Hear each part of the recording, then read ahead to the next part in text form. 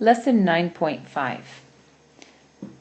We are continuing and finishing up this lesson entitled Solving Quadratic Equations Using Quadratic Formula. This is part 2. Let's recall the quadratic formula that we learned in lesson 9.5 part 1. And the quadratic formula, by now you should know by heart, is x equals negative b plus and minus the square root of b squared minus 4 times a times c, all of that divided by 2a. Now we're going to analyze this formula a little bit, and we're going to learn some elements in this formula that tell us a whole lot about our solutions.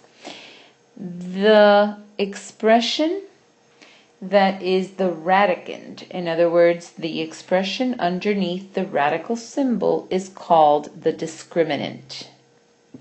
The discriminant of a quadratic equation is b squared minus 4ac. And the discriminant really gives us a lot of information about our solutions. It tells us how many solutions the equation has.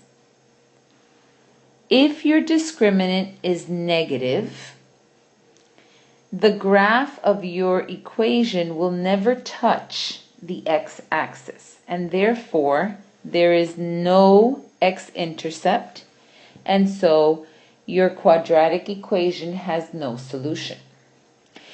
If your discriminant is equal to 0, that means that your quadratic equation touches the x-axis at one point. It only has one x-intercept, and so you only have one solution. If the discriminant on your equation is positive, that means that the quadratic equation crosses through the x-axis or intercepts the x-axis at two distinct points, and therefore it has two x-intercepts and two solutions. So, as you analyze your quadratic formula, you can determine how many solutions your equation has by whether your discriminant is negative, 0, or positive. So once again, if your discriminant is negative, there is no solution. If your discriminant is 0, then your equation has one solution. And if your discriminant is positive, then you have two solutions. Okay, recall again that the discriminant is the expression in the quadratic formula that lies underneath the radical symbol. Okay, find the discriminant and determine the number of real solutions. All right, in order to follow these directions, the first thing I need to do is get this equation into standard form and equal to 0. So we know that we'll add 3 to both sides. So let's do that. 4x squared plus 5x plus 3 is equal to 0. So next I'm going to identify a, b, and c. A is equal to 4. B is equal to 5, and C is equal to 3. Alright, so now that I've identified A, B, and C, now I need to find the discriminant. So let's recall that in the quadratic formula, underneath the radical symbol lies this expression, b squared minus 4 times A times C, and that is what will tell us what the discriminant is. So let's go ahead and substitute. B squared would be 5 squared, or 25, minus 4 times A times C, which is 4 times 4 times 3, and that gives us 48. And then 25 minus 48 is negative 23. So our discriminant is negative 23. And because it's negative, what does that tell us about how many solutions we have? Well, let's recall that if our discriminant is negative, then we have no real solution.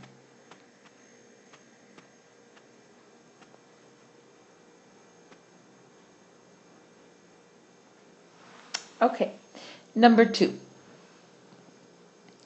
2x squared plus 11x plus 15 is equal to 0. Well, I don't need to rearrange any terms here because I'm in standard form and my equation is equal to 0. So I only have to identify A, B, and C. So A in this case is 2, B is positive 11, and C is 15. And let's find the discriminant in this quadratic equation. Remember that the expression is b squared minus 4 times a times c. B squared would be 121. And let's subtract 4 times 2 times 15. So it's 121 minus 120. And so my discriminant is 1. That is the value of my discriminant. And because my discriminant is positive, I know that I have 2 real solutions.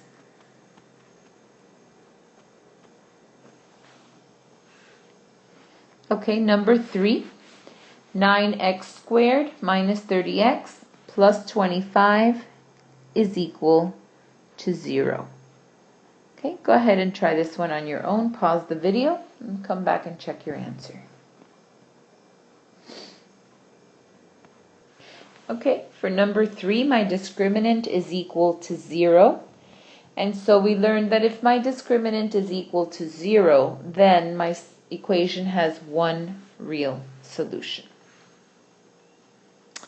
Okay, I'd like to give you an overview of all the strategies that we've learned for solving quadratic equations, because at this point I've equipped you with everything you need to solve any quadratic equation, and all you have to do is figure out which method to use when, and when each method is most easily employed. Okay, so write these notes down.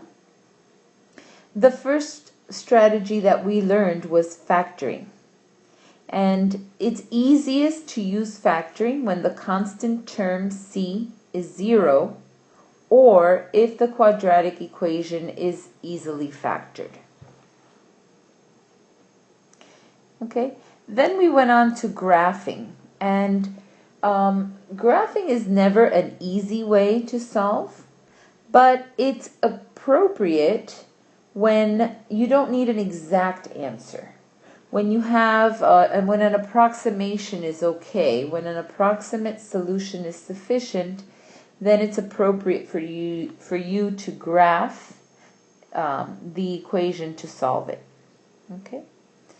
Then we learned how to complete the square and using square roots to solve, and this is only when the equation can be written as x squared equals a number.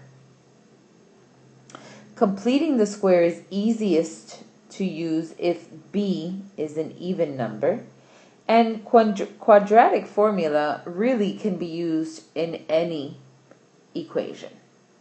For any equation you can use the quadratic formula, and you can solve any quadratic with it. Okay, the key there is that your quadratic equation be in standard form and equal to 0. Okay, so let's practice a few of these methods today. Let's try number 1, and we will factor using factoring. Okay, so we have 2x squared plus 11x minus 6 is equal to 0. All right, so we're going to factor this equation using the product and sum method. Okay, in this case, we're going to have to make a mistake. Let's remember that we use the make a mistake when the numerical coefficient for x squared is not 1. If it's anything other than 1, we're going to make a mistake and then we'll fix it. Okay, so here's my mistake. I know this is wrong, but I'm not concerned because I'm going to fix it later. But I'm going to have 2x and 2x as my first term. Now, we need to find two numbers whose product is equal to a times c, which is negative 12, and those same two numbers whose sum is equal to b, which is 11. Okay, so let's think about that. What two numbers will multiply together to give us negative 12, and those same two numbers add together to give us positive 11? So we have negative 1 and positive 12. Now I need to correct my mistake by dividing one of these by 2. And so here's my factored form. 2x minus 1 times 2x plus,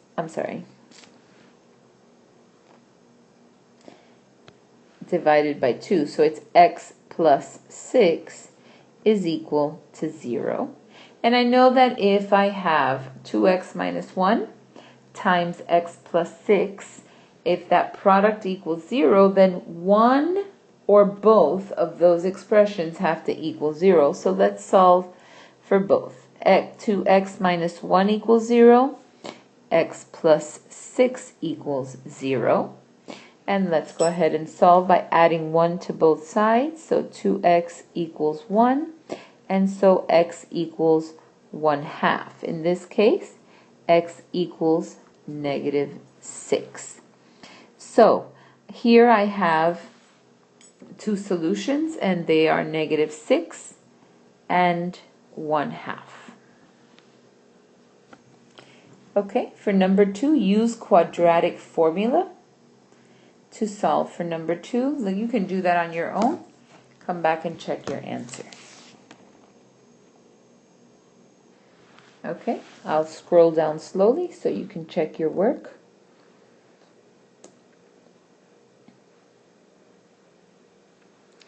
Your two solutions are negative 1.1 and 2.6.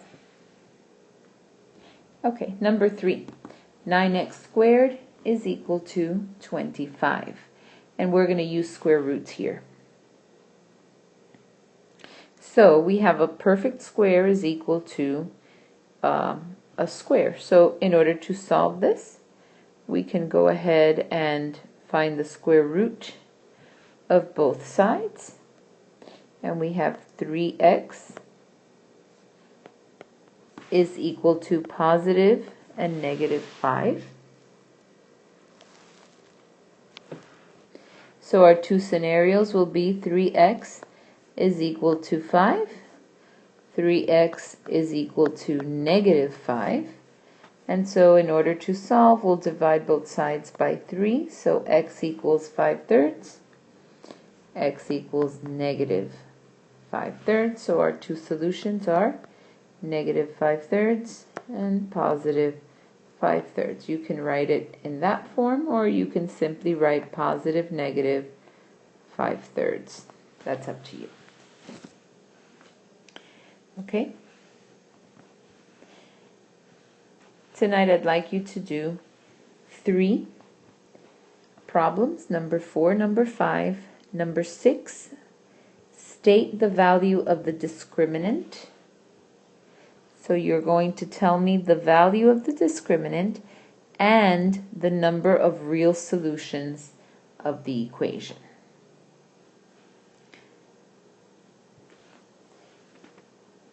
Sorry about that.